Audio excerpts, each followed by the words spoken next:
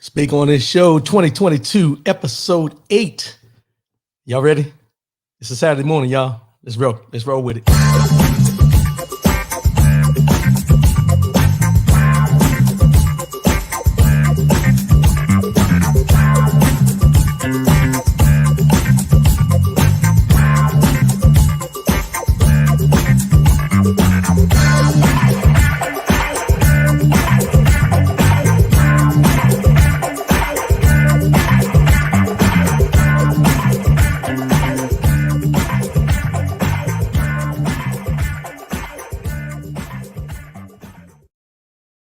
Good morning, good morning, good morning. Welcome to Speak On. I'm your boy, R.W. Coolins.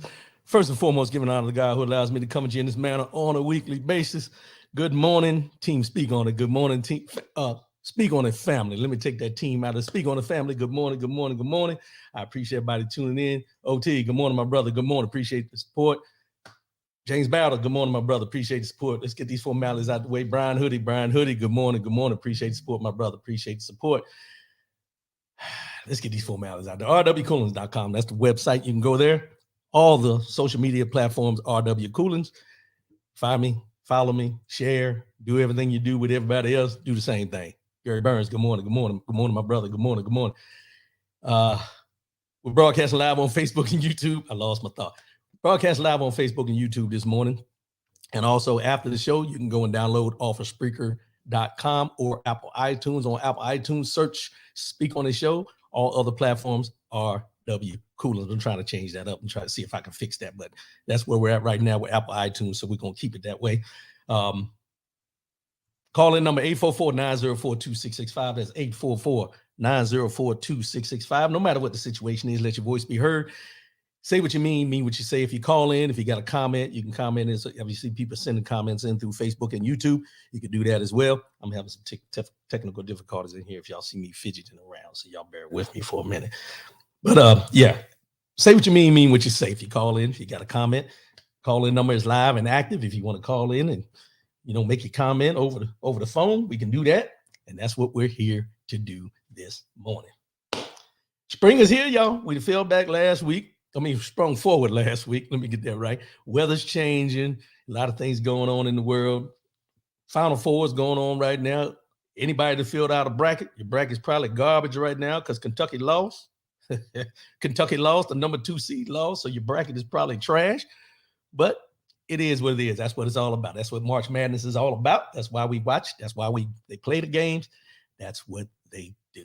So let's go on and get into this a little bit. And I'm gonna start off with this. I was looking at there's a podcast called The Pivot. Ryan Clark, I just lost my Fred Taylor, and Channing Crowder, 3 former football players, NFL football players, and they have this podcast called The Pivot. And this week they had Michael Beasley. I don't know if a lot of people know who Michael Beasley is. Michael Beasley's basketball player, and former NBA basketball player, played with Miami Heat. He was a journeyman throughout the league. But at Kansas State, when he was in college, he was a top scorer in the nation at the time when he was at Kansas State. Make a long story short, I watched this, and I would suggest, and I would recommend everybody go back and pull it up. It's on YouTube, The Pivot. And he talked about a lot of things because Michael Beasley has been one of those people who's been dealing with a lot of mental health issues. A lot of people using him, taking money from him, stealing from him. And this is one of those things that when you listen to the interview, and I don't want to give it all away, but when you listen to the interview, you hear how there's a lot of pressure. And let's just be real now. There's a lot of pressure put on some of these athletes who come from, humble beginnings. I don't want to say projects, but humble beginnings, maybe one parent household, different things like that. But there's a lot of pressure put on these athletes that we could probably never imagine. They get into this because of their talent. Let's just go here. Because of their talent and what they can do on the basketball court, football field, any sports that you think of. And they're expected to carry not only their family financially, but a whole community. And when I listened to this interview, he broke down in the interview and everything talking about it, but there's certain things that I think we as a community need to step back sometimes and really look at the bigger picture. We see these athletes, we see them out there on the field doing what they do, but we don't know the struggles that they're dealing with off the field. We don't know the struggles they're dealing with within their own family dynamics, where they're told that if you make it, or they made the comment that when I make it, I'm going to take care of everybody, and they try to hold to that, and they find themselves in situations that they can't get out of, and it's the mental health aspect that suffers from that. So I would recommend everybody go to. It's called The Pivot. As I said, it's on. You can find it on YouTube. Ryan Clark, Channing Crowder, Fred Taylor, and Michael Beasley interview. And there's some other interviews on there that I watch. And once you watch one, you may watch others. But Michael Beasley, and they did an interview with Antonio Brown that gave me a different perspective on where he's coming from. Now, people will say Antonio Brown, football player, took his shirt off in the game, walked off the field and everything like that. But until you hear the sit down in conversations that these individuals have, you really draw your own conclusions. Sometimes you need to hear their narrative and where they're coming from and why they may act the way they act. Now, I'm not making excuses for nobody. Let's just clear that up. Not making excuses for anybody. But what I'm saying is sometimes we need to sit back and listen to what these people are saying to really get an understanding of what they've been through as men.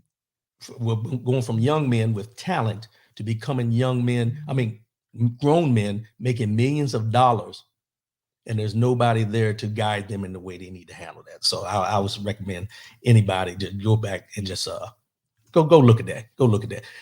Michelle Jones, Lady Michelle. Good morning. Appreciate it. OT, facts. Yeah, it was a good interview. Like I said, The Pivot. Just go to The Pivot, type in Michael Beasley, or watch them all. I mean, they're good. I watch them often because I want to know the inner workings of what's going on. And it's a conversation. It's a conversation that is had. It's not all that back and forth, hooting and hollering, yelling. It's conversation. And I think that's one of the biggest parts that I enjoy about it, is that it's just a conversation about what's going on with these people. So let's go on and get into this unscripted. It's an unscripted Saturday, y'all. And,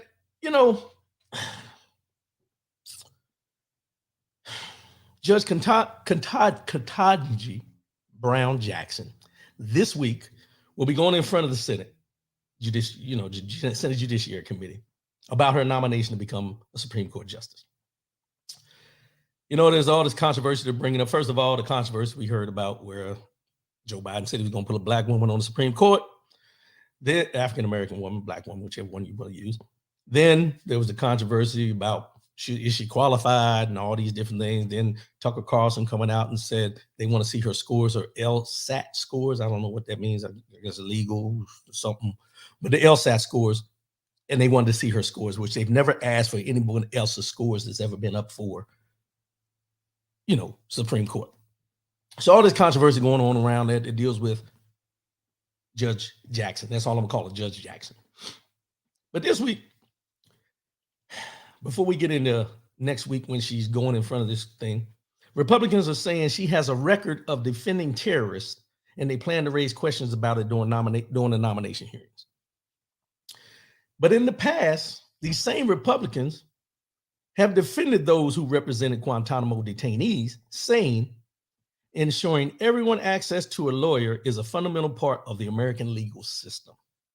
Now, from what I read in the article, it said that she didn't volunteer to defend, the terrorists and everything, or who was being held at Guantanamo Bay, because they're allowed and authorized and should have equal justice, equal representation in the legal system, no matter what they did.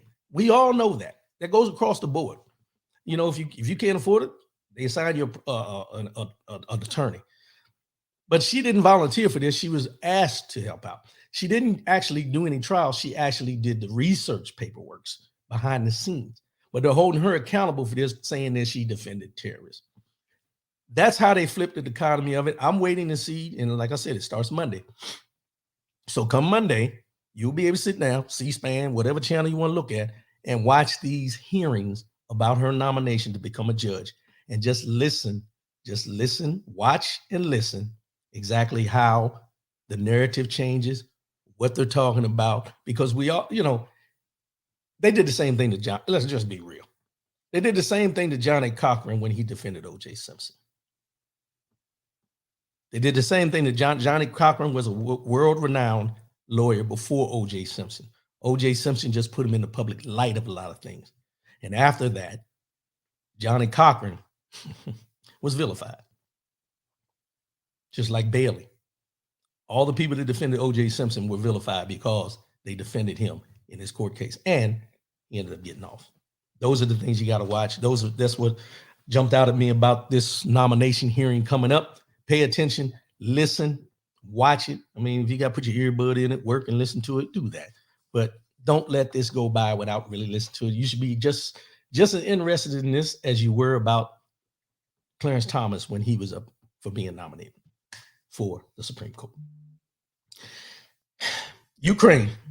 Everything's still going on in Ukraine with Russia. Russia's still invading. They're going back and forth.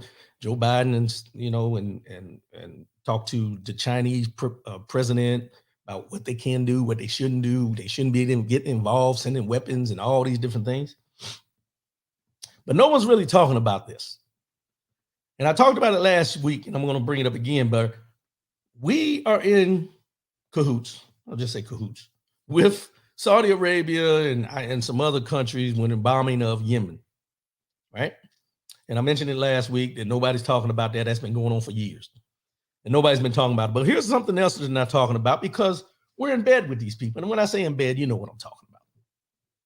Saudi Arabia, last Saturday, executed 81 people convicted of crimes ranging from killings to belonging to militant groups.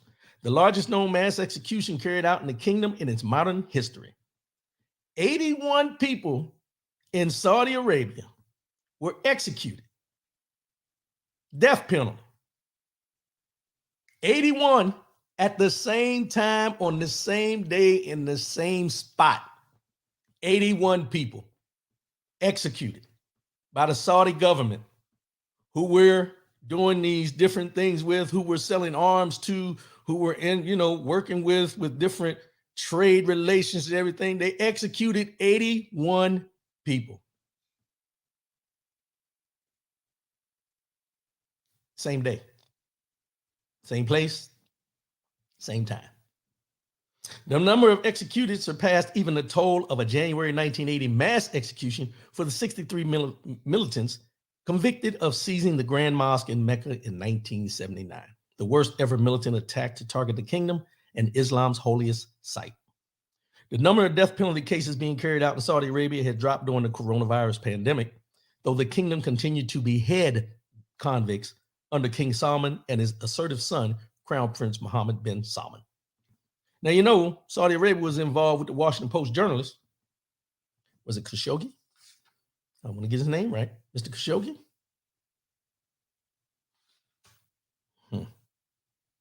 But anyway, they say that they were involved. Yes, Jamal Khashoggi. And we're still doing business with them. We're still doing business with them. And it says the kingdom will continue to take a strict and unwavering stance against terrorism and extremist ideologies that threaten the stability of the entire world. It did not, the report added, it did not say how the prisoners were executed, though death row inmates typically are beheaded in Saudi Arabia. Beheaded in Saudi Arabia. So you're saying 81 people were beheaded on the same day. And what we're concentrating on is, and don't get me wrong, it's important, the invasion of Ukraine by Russia. But we have this happening with someone who we consider, or somehow, some way, because of trade relations, an ally per se. And no one's up in arms about this, but here in the United States of America, we still have the death penalty that we go back and forth about, depending on who you are and where you sit. We're up in arms about, these abortion policies and acts that are coming down about women can't get abortions no matter what the situation and everything like that. That's what we're doing here. But us as a government are still interacting with a country that beheaded 81 people at the same time, no matter what kind of criminal act they did.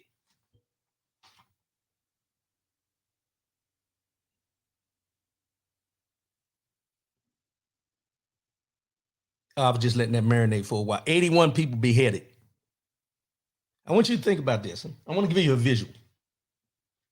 Think about being out in a square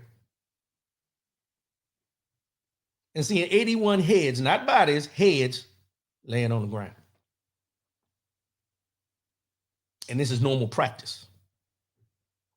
But we, as the United States government, as the United States citizens, we always talk about humanitarian crisis and humanitarian acts and what we should be doing, what we shouldn't be doing. But then when we see this in other countries, we tend to turn our heads about things like this. Watch this now. We tend to turn our heads and act like this is just normal everyday actions in Saudi Arabia, which it is, and we still interact with them. But when you bring up what was going on in Ukraine, when Russia was invading and Africans were trying to flee, everybody's quiet about that. They're quiet about, they don't want to talk about what's going on in Ukraine with the Africans being left behind and making them find their own way out of Ukraine. Humanitarian mission. But at the same time, we got 81 people being executed, even though they're criminals, they're still human beings, being executed in Saudi Arabia because that's their practice and their silence. When are we going to get to the point where we understand that every life matters? We should not have to run around with a slogan talking about Black Lives Matter, because it should already be a known fact that Black Lives Matter. I seen the thing the other day that I was looking at, and I seen Candace Owens took the side of Russia against Ukraine, saying the Ukrainian president is corrupt. And then she said out of her mouth, Russian lives matter. This is why I said that. Russian lives matter. In the middle of an invasion into Ukraine, not Ukraine lives matter. She said Russian lives matter. But she's in an uproar, pissed off, when the George Floyd incident happened. Derek Chauvin killed him. Let's be real. And people were saying Black Lives Matter. And speaking of Black Lives Matter, I digress, but let me go here. Remember last week when I talked about the trucks rolling around DC, and they're still there. They're still riding around the Beltway protesting. There was someone that came up out of those group that said they were going to go into DC and take back Black Lives Matter Plaza. They're going into DC. This is what one of them said now, a leader of something within that truck thing they got going on.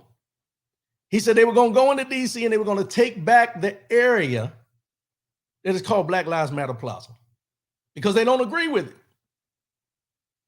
So I'm going back again and ask the question, what was this truck driving protests, whatever you want to call it, thing all about?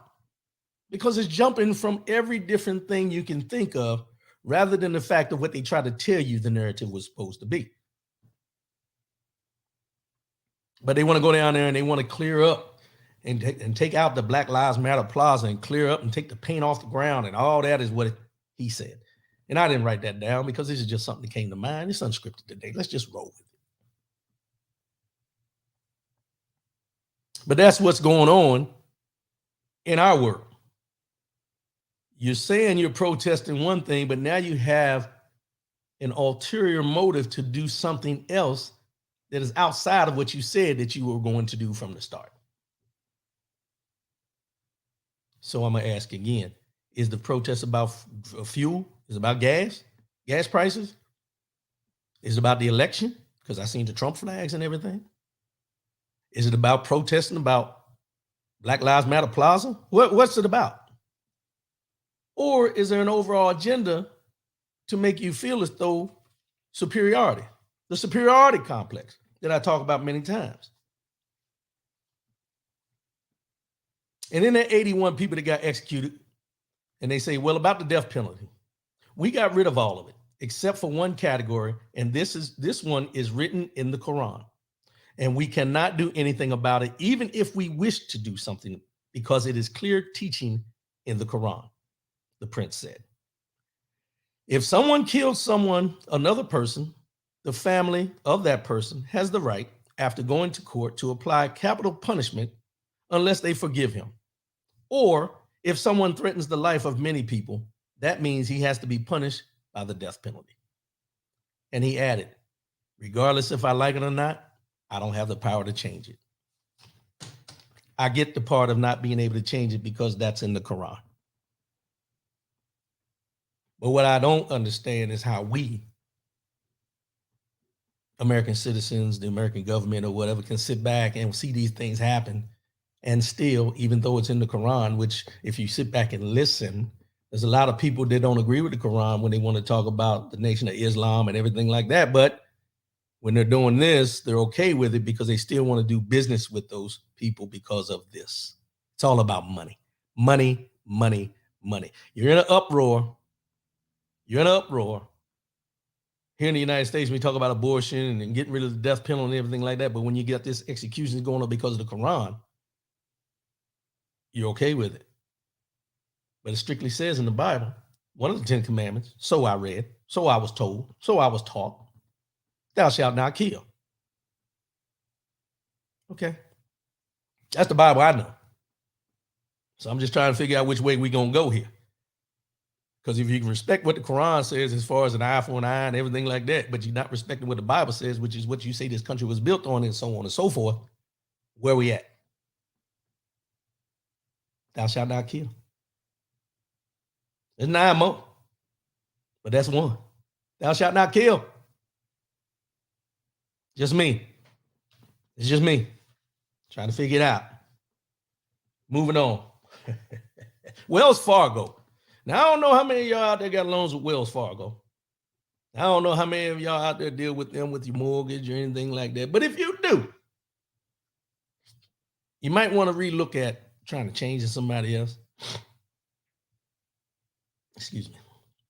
Because according to Bloomberg News, analysis of federal mortgage data, ready for this?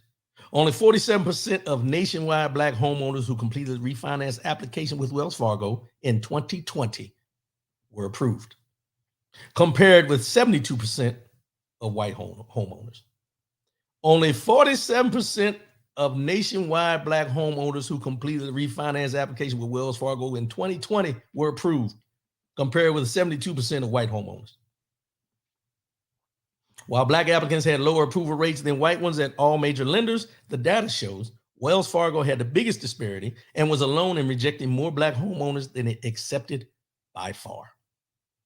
Wells Fargo, a San Francisco-based bank, had the worst record by a wide margin among major lenders when it came to refinancing for Black homeowners, according to Bloomberg's analysis of Home Mortgage Disclosure Act data for 8 million completed applications to refinance conventional loans in 2020. In comparison, JP Morgan Chase & Company, the largest U.S. bank by assets, accepted 81% of refinancing applications from Black homeowners in 2020, compared with 90% from white ones. Bank of America Corporation approved 66% of its Black applicants and 78% of the white ones.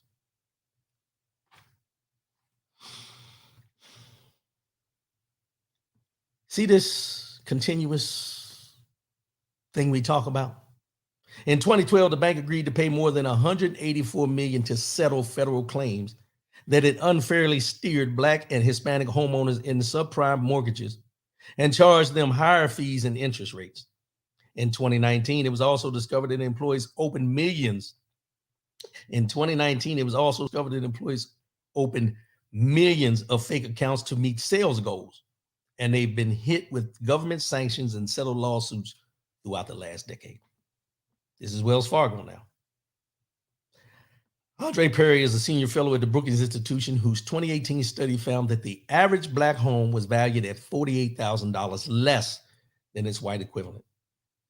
That differential amounts to $156 billion in missing Black wealth. This has become so common that some Black families have resorted to, watch this, and I talked about this, placing white family pictures in their homes for appraisals. Wells Fargo has also announced a push. Wells Fargo has announced a push to increase the Black home ownership. In 2021, it invested $50 million in 13 Black-owned community banks. It will take that and much more to right its wrongs against Black people looking to build generational wealth. 47% of nationwide Black homeowners who completed a refinance application with Wells Fargo in 2020 were approved. 47%.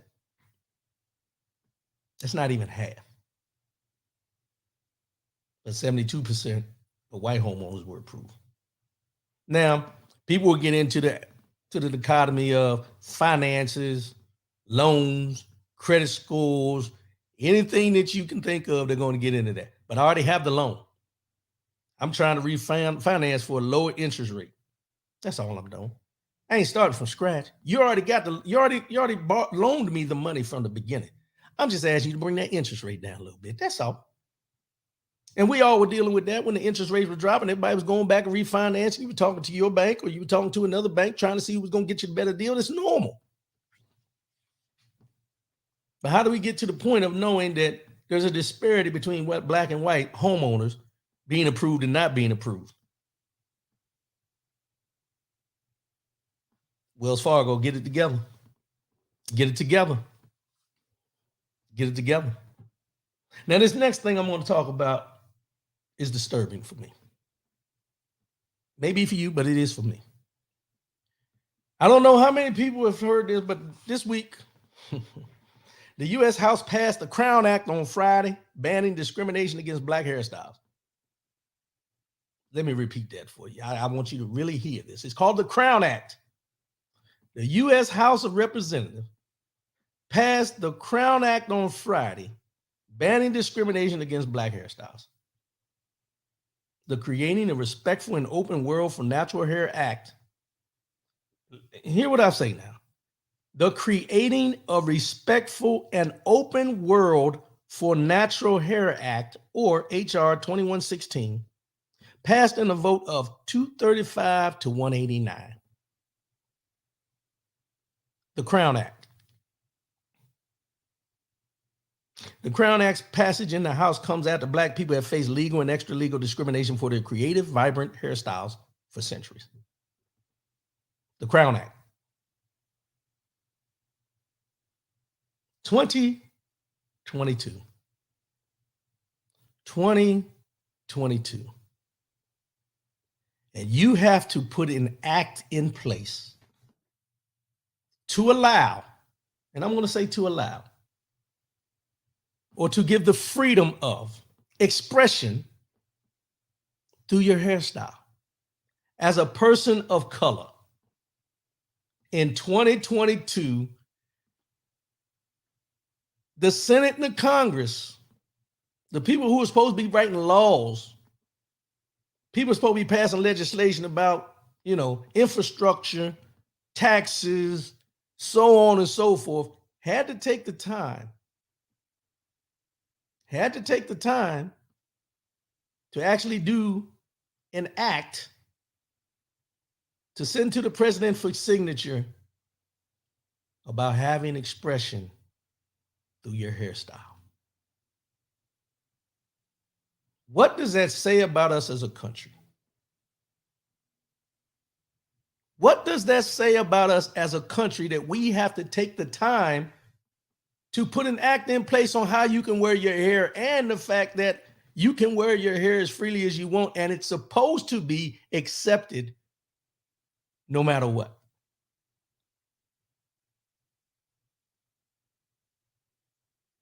For instance, in 1786, the Tignon laws were passed by New Orleans Governor Esteban Rodriguez Miro. Listen to this now. The laws stipulated that Creole women and women of African descent must wear a tignon, a type of head covering, or a headscarf to cover up their hair. These laws aim to stifle the enchanting and regal look of black women as these free women explored their style, adorning their hair with feathers and jewels. Their style and hair were so striking, they exuded the image of wealth and class, leading to a significant rise in interracial relationships. Something like a Crown Act would have been unthinkable during this time. Seen as a threat to the social order in Louisiana, a threat to white women, the governor hoped to control women who had become too light-skinned, or who dressed too elegantly, or who competed too freely with white women for status, and thus threatened the social order. Now this one, the Tignon laws, were passed in 1786. I want you to think about this now. 1786. Independence Day was 1776. 10 years from the time this country became a country, this continent became the country of the United States of America. 10 years later, they had to put a law in down in New Orleans because the Black African descent women and the Creole women were starting to express themselves through their hairstyles and everything. And there's some mayor said, wait a minute, no, put a scarf on. You can't, no, you're competing with the white women. Now, not my words. This is history. Let's just be clear here. This is history. And that's in 1786, where they're trying to minimize the impact and the look of these women to catapult the look of another one because they didn't want the competition. And in 2022, we have the Senate and the Congress and the President of the United States about to sign an act saying that you can express and wear your hair in any style you want, and it should not be discriminated against, whether you're in the workplace or whether you're going to apply for a job.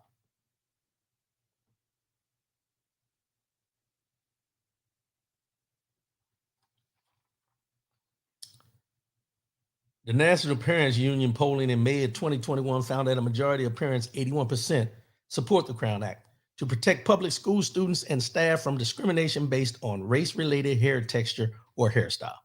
It is incumbent on our policymakers to protect the rights of millions of Americans.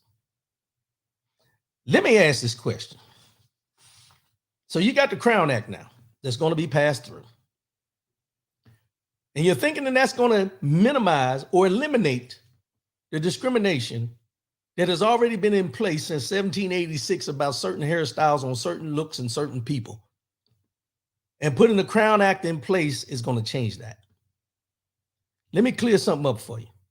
The Voting Rights Act has been around for a long time, and they keep changing it every chance they get when the election doesn't go a certain way for certain people.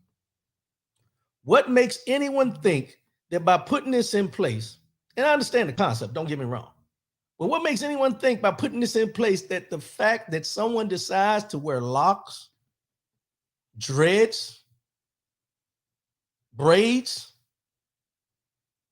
weave as well, what makes people think because someone chooses to do that, that it's going to be accepted because you put the Crown Act in? If they didn't accept it before, what makes it any different now? My question would be, when people are so low to judge you by your hair, what does that say about them? It's a form of expression on how I decide to wear my hair, or a woman decides to put feathers or whatever in her hair. And we're out here making laws about this, not because it's not an issue, because it is an issue. Where we have to sit down and say, well, you can't discriminate against their hair. Just like they had to say before, you couldn't discriminate against my age, my race, my religion, or anything like that when they talk about home buyers, when they talk about jobs. Discrimination. But now we're getting to the nitty-gritty of just the hairstyle. The hairstyle. Think about that for a minute. The hairstyle. I'm going to say something I wasn't supposed to say. The hairstyle.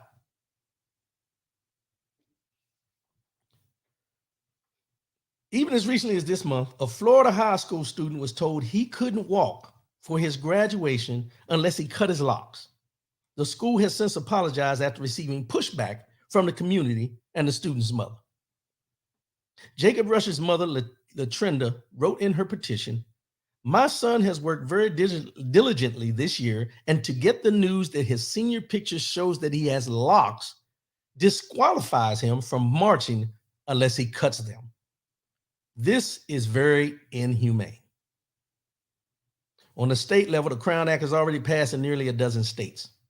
They include California, New York, New Jersey, Virginia, Colorado, Washington, Maryland, Connecticut, New Mexico, Delaware, and Nebraska.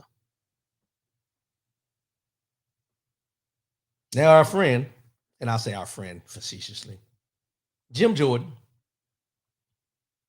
claimed he would rather have Congress focus on issues of importance to Americans. I agree to a certain extent. I say that because from my perspective, why are we so intrigued and so worried and discriminating against people by whether we hire them or not by their hairstyle? He's bringing it up to the fact of, Americans shouldn't have to worry about that. But the retort to him was Representative Al Green from Texas. Black people are American people too. And when you say the American people don't want it, you cannot exclude Black people. Black people would have this be on the floor. This is a kitchen table issue in Black households, Green said. The Crown Act must now pass the Senate and then gain President Biden's signature to become law. Now, when he says this is a kitchen table issue in Black households, he's right. Because how many times, let's just think about this.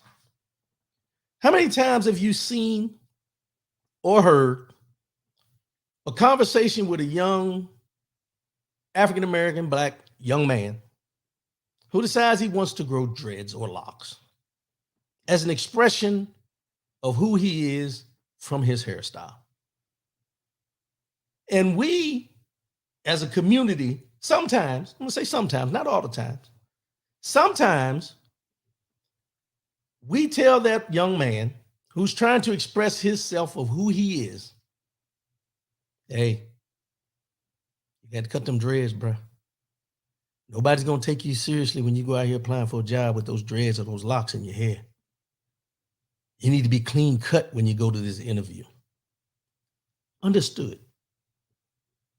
But by doing that, we're telling this young man or young lady, let's just be real, I'm sorry, this young lady or this young man who is at an age of point where they're trying to find themselves and expressing themselves maybe through their hairstyle, that they're going to be judged more about the way their hair looks than what's in their brain and what they know. How they're qualified for the position they're applying for. What they can bring to the table as an asset to an organization. But we can't tell them that because we've already stopped with the exterior appearance and the assumption from what we know to be true, that whoever may be interviewing them is going to look at them differently and may not hire them, all because they may have locks or braids or dreads or whatever kind of hairstyle. And this is where we're at in 2022. Is that we're here sitting and talking about hairstyles and coming up with an act that ain't going to work. Let's just be honest about it. It's not going to work. And you know why I say that? Not to be dismissive of it. Get the point. But it's not going to work. And the reason it's not going to work is the same reason that the redlining laws don't work when it comes to what we just read about Wells Fargo only approving 47% of Black applicants for refinancing loans that they already have through that company. That's why it's not going to work. If that process of redlining has not been eliminated as long as we've known it, if discriminating as far as who can buy here and who can buy there, discriminating is what your appraisal is on your home because of the pictures on your wall, what would make you think or anyone think that having an act called the Crown Act in place saying that you can express yourself through your hairstyles and you shouldn't be discriminated against or anything like that is going to work? Now, I will say this, and I will stand on this. Do you? If you want to express yourself through your hairstyle and everything, do you? But I also will tell you to understand that everyone will not accept your hairstyle just like everyone will not accept you. But if your hairstyle is a way of you expressing yourself and you're comfortable with your expressing yourself in that manner, do you? Don't let anybody minimize who you are and what you stand for if that's what you choose to do. Do you? But just know, like anything else, just like they see the color of your skin when you approach them, they recognize your hairstyle as well. Do you? Because people are going to be ignorant. People are not going to understand. And people are going to overlook the fact of how intelligent you may be, all because your appearance, your hairstyle, where you come from, how you speak, all those things come into play. But as I said in a couple Mind, Body, and Souls a couple weeks ago, do not dim your light. Do not dim your light to benefit others. Keep shining. This Crown Act, I ain't too sure about it. I'm not too sure about it. It just doesn't make sense to me. James Battle, they don't mind those hairstyles on the basketball courts or the football fields. I wasn't going to get into that, but you're right. And you know why? Because they can't affect their money. The only way they can affect their money is if the owners decide that they don't want to re-sign them or they want to cut them.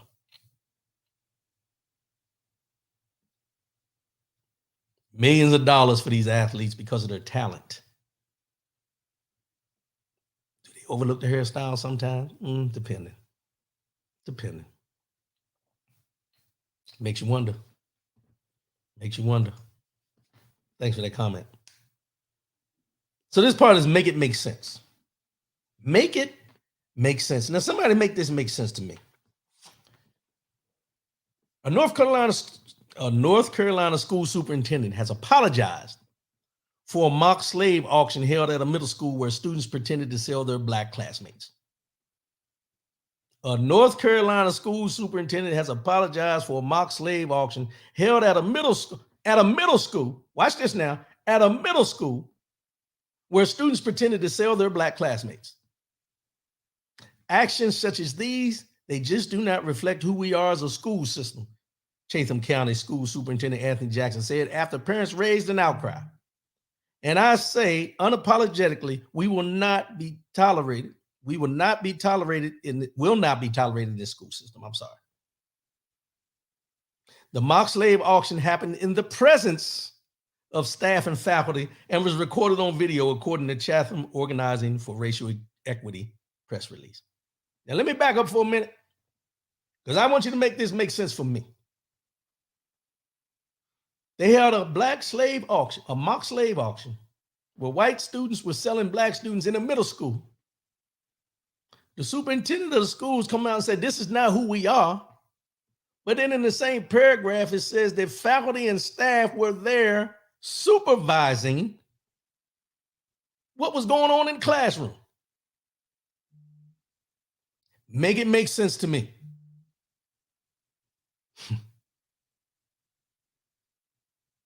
Jackson said that the school board adopted some policy changes and will also review the student code of conduct and discipline policies involving acts of racism. Some parents complained that several students involved were only given one-day suspensions. A coalition of local groups, including Chatham County Organizing for Racial Equity, CORE, and local NAACP chapters, called on the school board to address the situation and require the instigators to apologize. Now, I want you to go back to what I said in the beginning. Middle school, 6th, 7th, 8th grade, middle school. With supervision in the school, there when this is going on,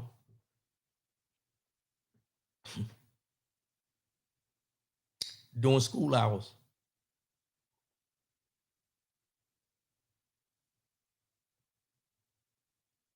And the superintendent is saying that this is not acceptable. But nobody lost a job. Kids were only suspended for one day. What are we doing?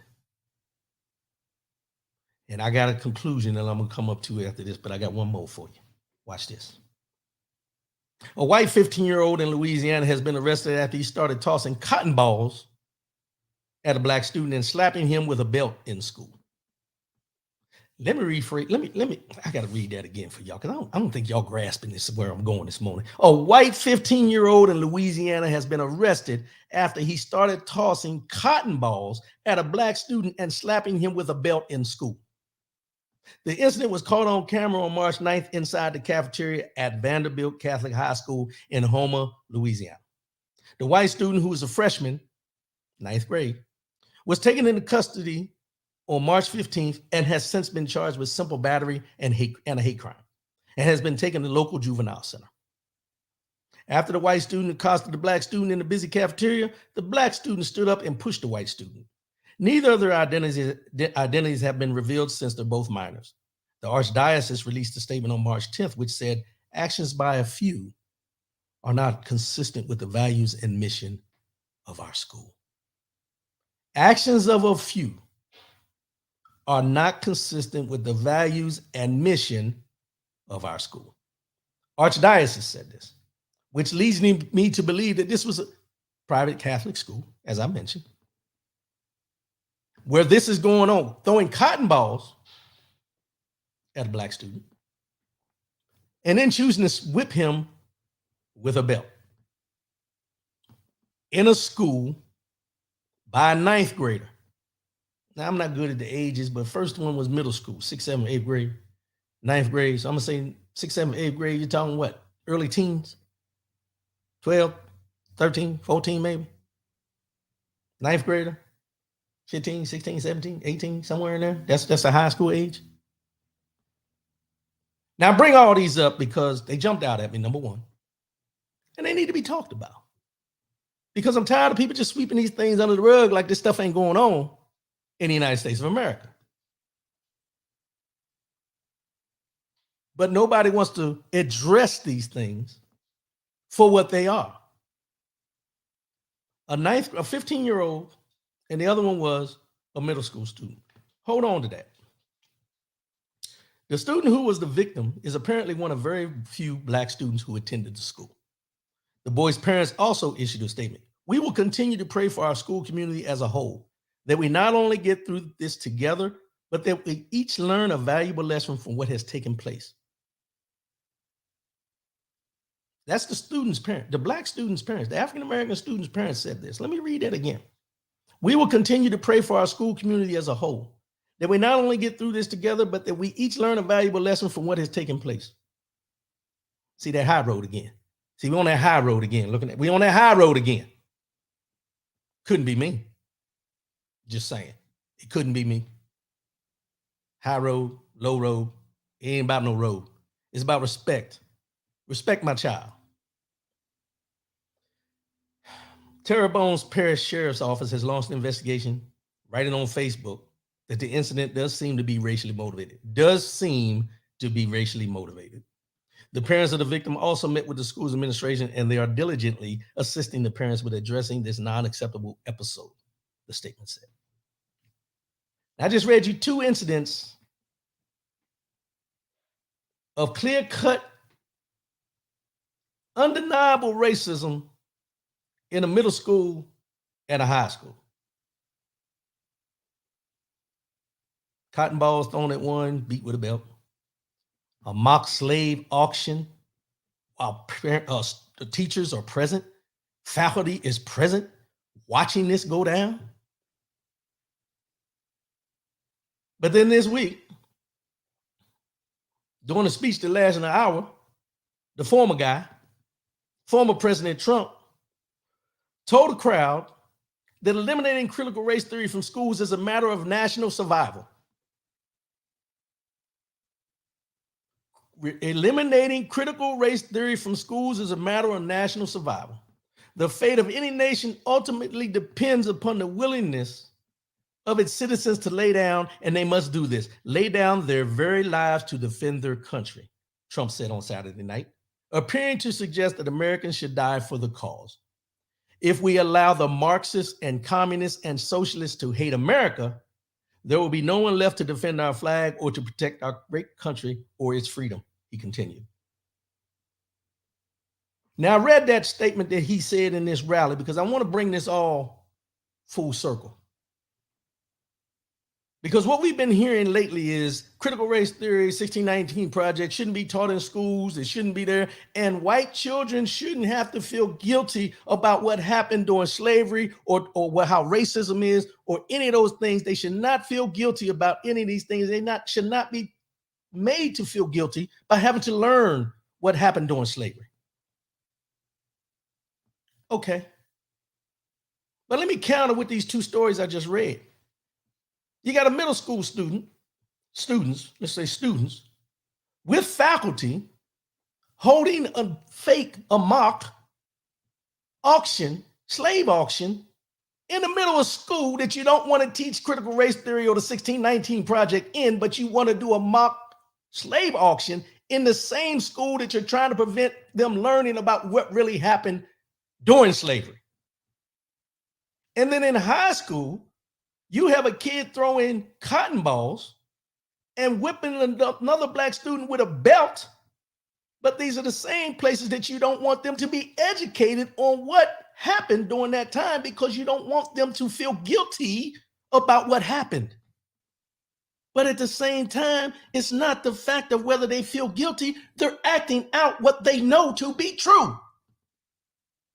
But you don't want the truth embedded in their minds by having them read about what really happened. But they're acting out what happened.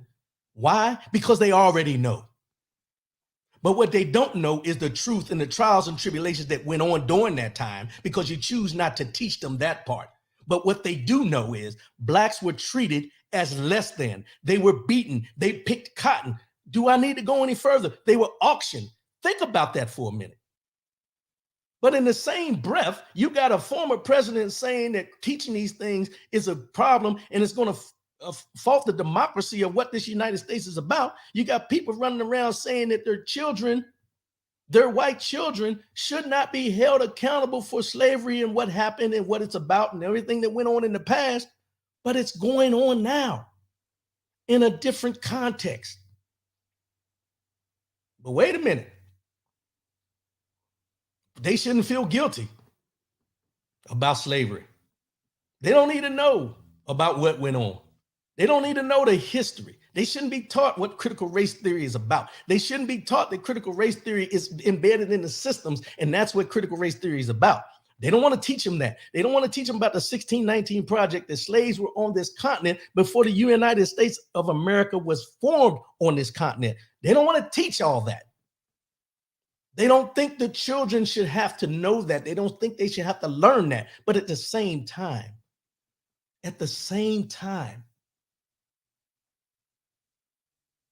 the war wounds that African Americans have had to deal with in this country, they're portraying in the schools with the help of the educators.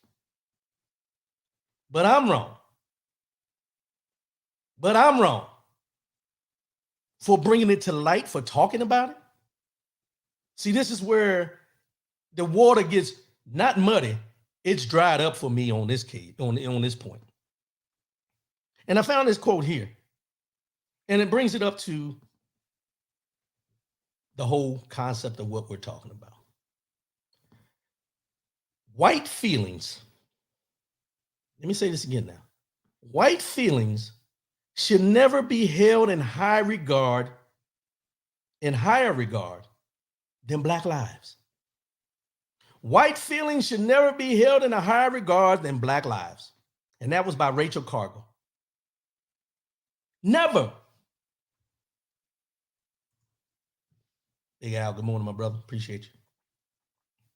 But we got students with faculty displaying the atrocities that happened during slavery in the classroom, but you don't want to teach them what happened and how it's still affecting things and how generational wealth was stunted and all the different things you can think about. They don't want to teach them that, but they allow them to act out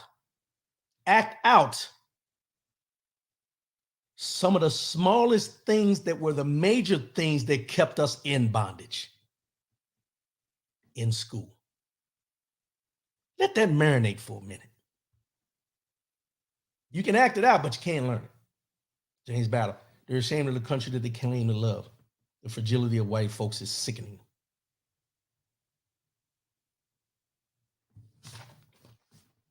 You can't tell me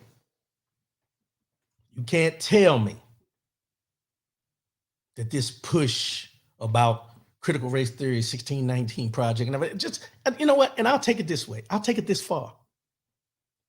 Take critical race theory and 1619 Project out of the conversation.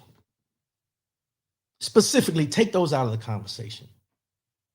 And let's have a serious and honest conversation about how slavery impacted this country how this country was built on slavery, and how it is still affecting us to this day, because you can't eliminate the fact that it is still in the mindset of some folks.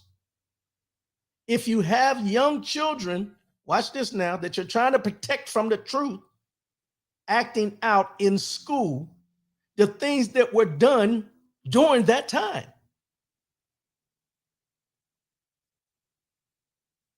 You can't do this to me.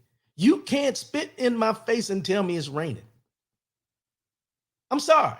You can't. But then at the same time, we don't want our children, to be punished for something that they never had a part in. They're acting it out right now. So whether they had a part in it or not, they're aware of it. And if they're aware of it, that means they know about it. Whether it's being taught in school or not, they know about it. And if they know about it, then you have to ask, where's the resources that they're using to learn about it? Because you're acting out something. Where'd you get the information from on what you're acting out?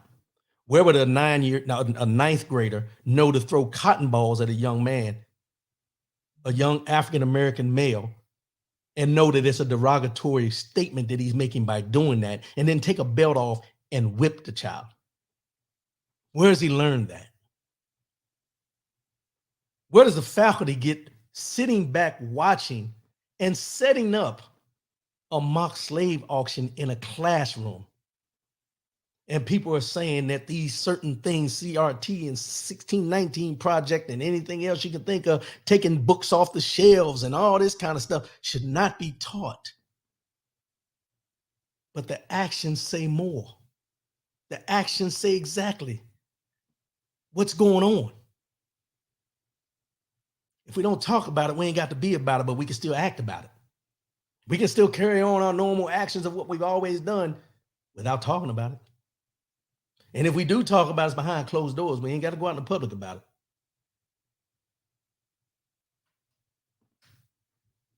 Mason, Tennessee, future site of a stolen community. Then Sue, good morning. Good morning. We're going to go over a little bit this morning, but I appreciate everybody staying with me. Tennessee comptroller issued an unusual appeal last week to residents of the small majority Black town, which occupies fewer than 2 square miles in rural West Tennessee. In my opinion, it's time for Mason to relinquish his charter. Comptroller Jason Mumpower wrote in a letter mailed to each one of Mason's 1,337 property owners. Let me just break this down in simple terms, because I'm not going to read all this. Mason, Tennessee, as I said, has 1,337 property owners in there, all majority Black, majority African-American community.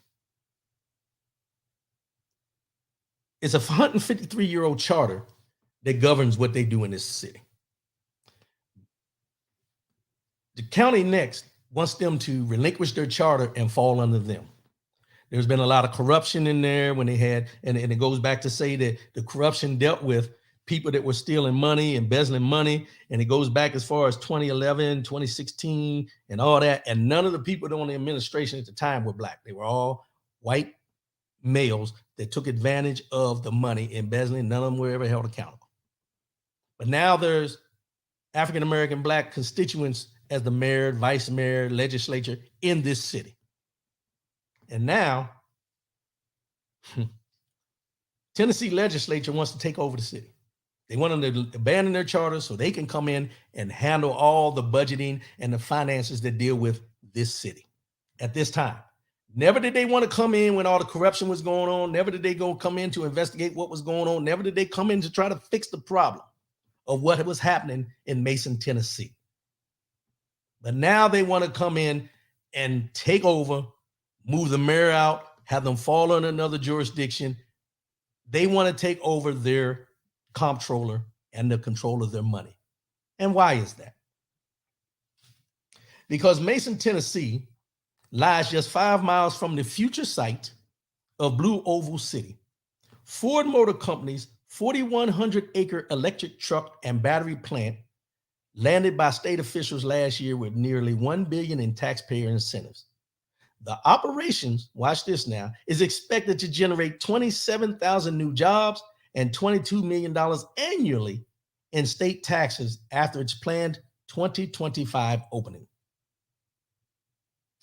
They're expecting 33,000 temporary workers needed to construct the site and 27,000 permanent workforce needed when the plant opens in 2025. Now, I want y'all to do the math here because there's a lot of numbers thrown out there, but just let's break it down in simple terms. This little town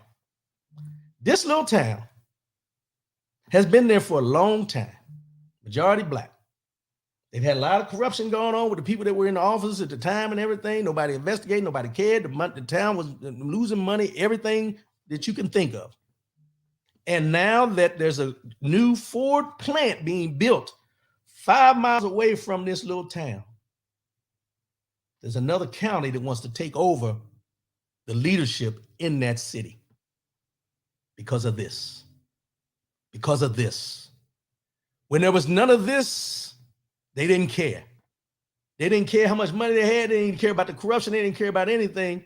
But now that you have the potential of 33,000 temporary jobs to build the site and 27,000 permanent jobs 5 miles away from this little town, I feel we need to step in and take over your books and everything because y'all haven't been handling it right.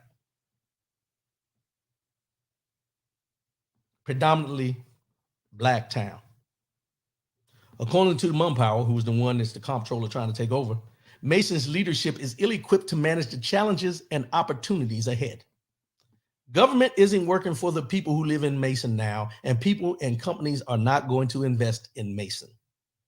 The opportunity for growth is at their doorstep, and I don't want the people of Mason to lose that opportunity. They are about to be bypassed if their city leaders don't make responsible decisions. Mumpower points to a 20-year history of fiscal management, including 2 major fraud investigations that resulted in criminal indictments. He also points to a history of financial accounting challenges that include town officials, missing their annual audit deadlines each year since 2001.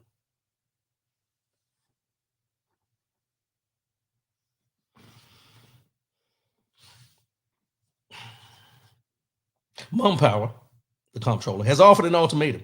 Either city officials decide to rescind its charter, bringing Mason under the authority of the Tipton County government, or the comptroller's office will take full financial control, overseeing the town's budget with the authority to approve any expenditure of $100 or more.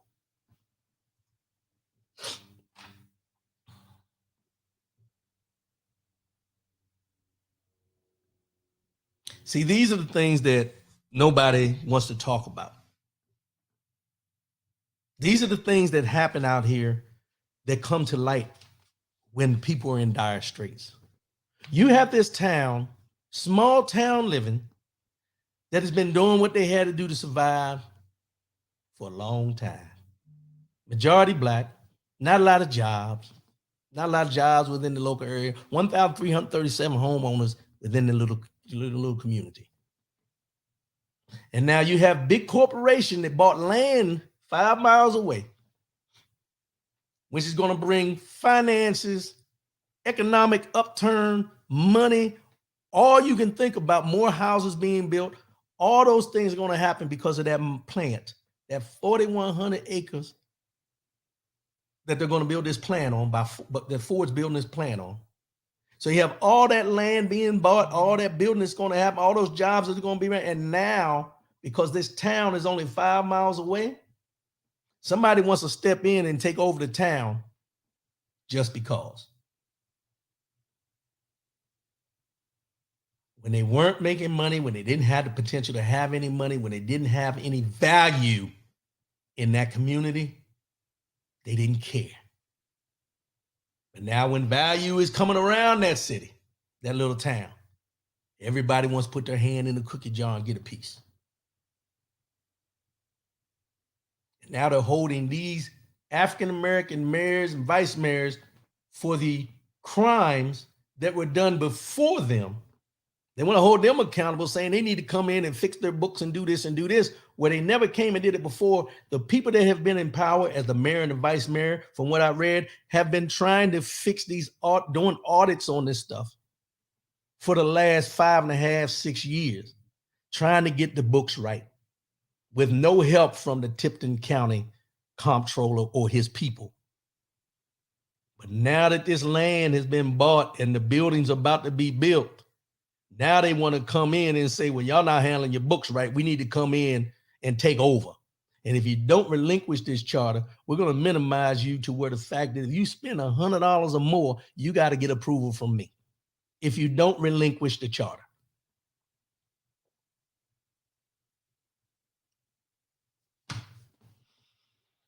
Where else does this happen? I don't get it. We see these things, and I don't want to get on my soapbox again about these damn systemic problems and different things like that. And then when people say, oh, a few of one doesn't cover a whole amount of people and everything, but we all see it. And if none of us are speaking up and only a few of us are speaking up, then that's the problem. We know what's happening. It's not new. It's been going on for years. But nobody wants to talk about it. Nobody wants to get into the nitty-gritty of why it's going on or anything like that. You know why? Because they don't care. Let's just be honest. They don't care until it's happening in their own community.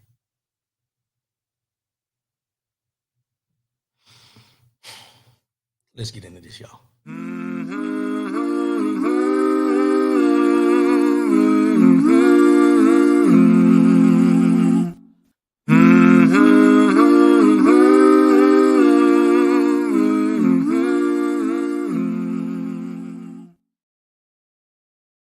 Mind, body, and soul. Mind, body, and soul. It's the year 2022. We're taking it one day at a time. Also, 1,440 minutes in a day.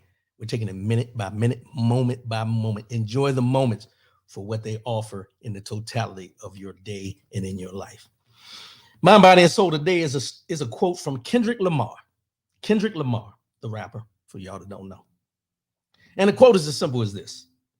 The next time you feel like your world is about to end, I hope you studied because he is testing your faith. The next time you feel like your world is about to end, I hope you studied because he is testing your faith. In life, we all come to these situations where we don't think we're going to make it. We trying to make a way out of no way. And if you're a spiritual person, or a religious person, or you're grounded in your faith, you know that most of these times these things come around, we call them a test. Because after you come out of it, you stand up in church and give your testimony. And you can give your testimony because you haven't lost faith in the man upstairs and what he provides for you on a daily basis, no matter what you're going through. And in this statement, it says, I hope you studied because he's testing your faith. See, that studying goes back to learning your faith and getting in your book, getting in that Bible to learn and read and understand that God is in control no matter what the situation. He ain't failed you yet, and he ain't going to fail you in this situation. See, we go through our tests, we go through our trials, and we always wonder, am I going to make it through this? Or we see somebody going through things. And like I mentioned about Michael Beasley in the beginning of the show on the Pivot podcast, we all have our struggles. We all have our fights. But you have to know that your faith and your belief can help you make it through any situation. Now, I'm not saying that you have to lean it. You're going to have to do some work. Now, let's just be real here. You're going to have to do some work. Because faith without works is dead. I ain't here to preach to you this morning. I'm just telling you what I know. Faith without works is dead.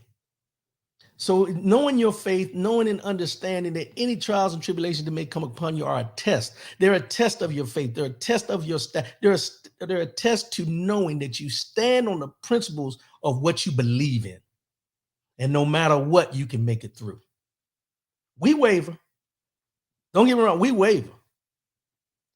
But you can always waver, but just don't lose it. Because see, sometimes we have to be tested in order for us to realize how strong our faith truly is in God. And during those tests, you really realize, you come to realize, let me say it that way, you come to realize that no matter what goes on in this life, you're going to have to face some things. And in the time of facing those things, one thing that you need to understand is God is in control, and every once in a while, Because sometimes, everybody don't do it on a daily basis, but every once in a while, when you're going through those things that you're going through, rather than sitting around wondering and trying to make moves and trying to figure out which way you're going to do, there's only one thing you need to do. Drop down on your knees. Pray to God. Let him know that you're still standing on his faith and his understanding that he will provide and he'll help you make it through. But see, sometimes we lose focus of that. We forget that sometimes we have to submit to God to really get him to understand that we're trying to make it through and we need a little help. See, sometimes we ask for God to help us when we need a new car, when we're trying to get that new job, when we're trying to do. Sometimes you need to just go on your knees and say thank you. Not for what he's already done, but what he will continue to do. See, y'all don't want me to go there this morning. That's not what I come on here for. But I thought somebody may need to hear that this morning, because sometimes what we do is we lose focus. And we let the world consume us and take us out of our understanding of God's in control, and that our faith is what we need to stand on no matter what we're going through. Stand on that. Understand that a test is a part of your testimony. When you go out here and you're telling people about how you went through this, how you went through that and everything, sometimes we don't want to put the word testimony on there when we're talking to people, for the simple fact we don't want them to know how grounded in our faith we are. But if you're grounded in your faith and you know who you are and you know who's in control, you don't have no problem telling people, God brought me through. My testimony is what I'm telling you today. This ain't just a story. This is a testimony to let you know God is in control and he can do the same for you. If you choose to submit and go down on your knees and let him know what you need and how thankful you are for what he has already provided and what he will continue to provide. The next time you feel like the world is about to end, I hope you studied, because he is testing your faith. We're going to go ahead and wrap this up for today. I appreciate everybody tuning in. Know we went a little long. We're getting a little long these days, but I'm going to try to go back and consume it. But when we get into these conversations, there's information that needs to be put out there. And sometimes the way we put it out there and how we put it out there and who's putting it out there makes a difference on how we receive it. I'm not the end all to be all, but what I will tell you is this. When I do my research, I try my best to get you the facts of what's going on, because there's a lot of things that they only skim the surface on to give you a brief moment about what's happening. But at the end of the day, we got to do our own research to find out what we need to know, not what they want us to know. Life's about learning, and the more knowledge you have and the more knowledgeable you are, the less likelihood it is for somebody to put a wool over your eyes or spit in your face and tell you it's raining when the sun's out. That's all I'm saying. I appreciate everybody tuning in, and enjoy your weekend. We'll be back again next week with some more things. NCAA tournament. Keep watching. There's a lot of upsets going on. I'm pretty sure it's going to be more after this week. But hey, the women are on too. Don't forget to watch the women as well. And as I always say before I sign off, love yourself, love one another, keep your head up, and most definitely, keep your faith in God. I love y'all. I appreciate y'all. Share, continue tuning in, like the Facebook page, and I love y'all. I appreciate y'all, and I holla. Peace.